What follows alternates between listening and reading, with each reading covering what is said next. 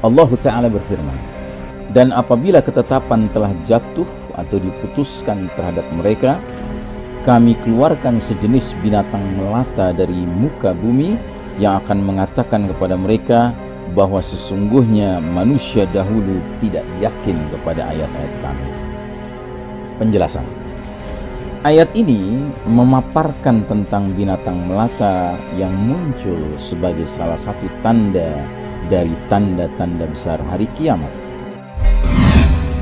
Allah Ta'ala berfirman, dan apabila ketetapan telah jatuh atau diputuskan terhadap mereka, kami keluarkan sejenis binatang melata dari muka bumi yang akan mengatakan kepada mereka bahwa sesungguhnya manusia dahulu tidak yakin kepada ayat-ayat kami. Penjelasan.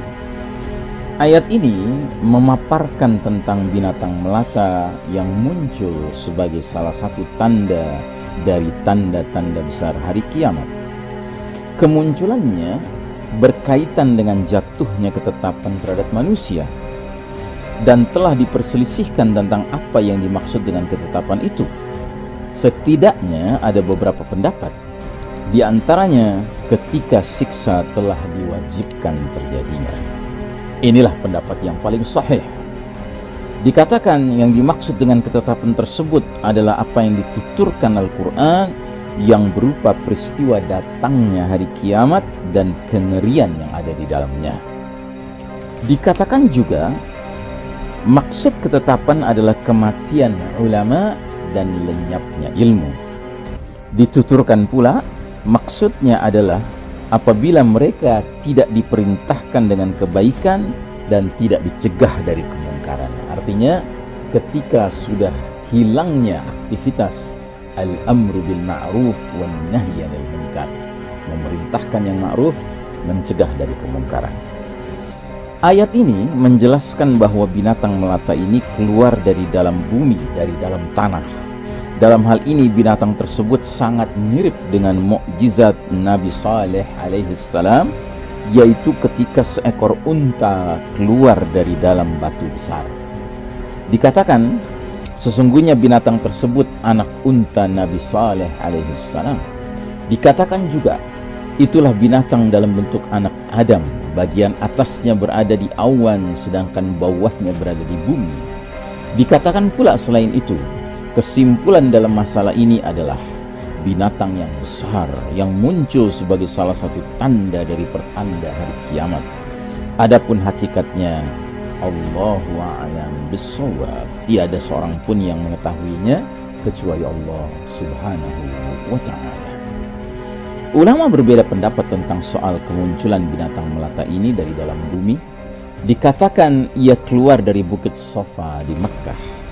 Dikatakan juga ia muncul dari gunung Abu Qubais. Ada pula pendapat menyatakan ia muncul di antara rukun atau sudut Ka'bah dengan maqam Ibrahim.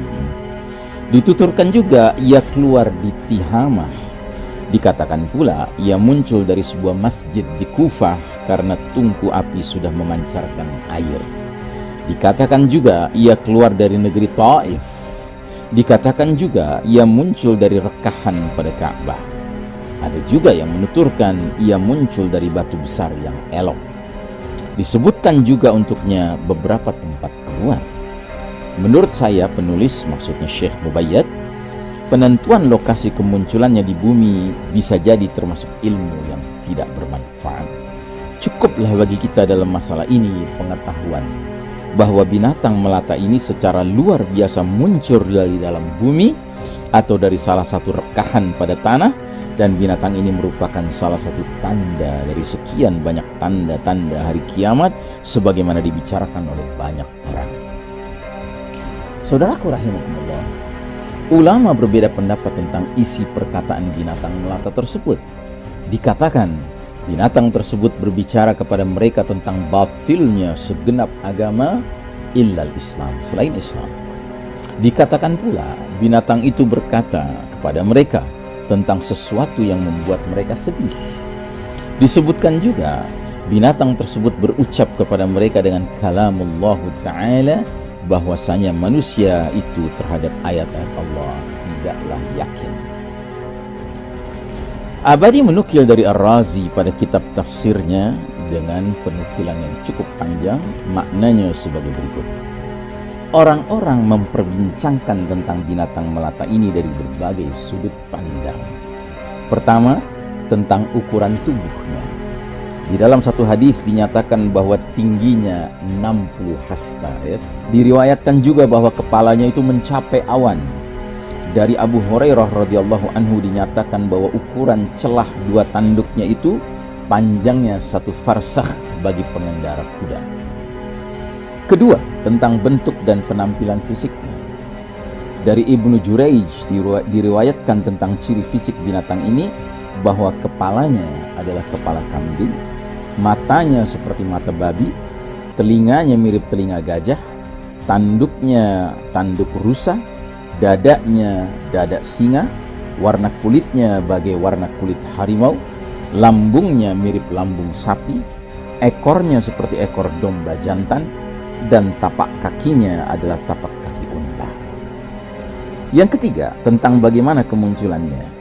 Dari Ali radhiyallahu anhu diriwayatkan bahwa binatang itu keluar selama 3 hari dan orang-orang menunggu, sedang binatang itu tidak keluar kecuali hanya sepertiganya saja.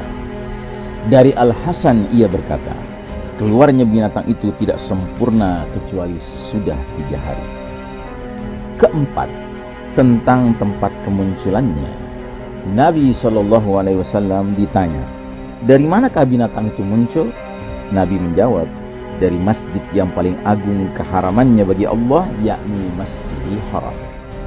Dikatakan pula, binatang itu keluar dari bukit Sofa, lantas ia berbicara kepada mereka dengan menggunakan bahasa Arab. Kelima, jumlah kemunculannya. Diriwayatkan bahwa ia muncul sebanyak 3 kali. Ia muncul dari wilayah paling ujung Yaman, kemudian ia bersembunyi. Kemudian ia muncul lagi di perbukitan, lalu ia bersembunyi dalam kurun waktu yang lama.